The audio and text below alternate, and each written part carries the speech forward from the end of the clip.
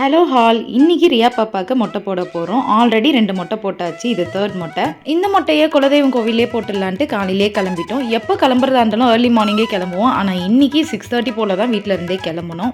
வீட்டில் இருந்து கிளம்புனதே லேட்டு அப்படின்றதுனால பாப்பாவை வீட்லேயே ஃப்ரெஷ்அப் பண்ணி கூட்டிட்டு வந்துட்டோம். அப்படியே வரும்போதே பிரேக்ஃபாஸ்ட்டையும் சாப்பிடலான்ட்டு ஹோட்டலுக்கு வந்தாச்சு.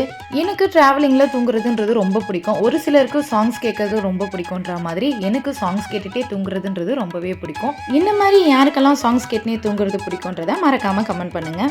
கோவிலுக்கு வந்ததும் பொங்கல் வச்சுட்டோம். பொங்கல் ஒரு சைடு ரெடி ஆகிறதுக்குள்ளே பாப்பாவுக்கும் மொட்டை போட்டாச்சு. ஃபஸ்ட்டு மொட்டைக்கு தான் பாப்பா ரொம்ப அழுதா. ஆனால் செகண்ட் மொட்டை ரொம்ப ஜாலியாகவே போட்டுட்டா.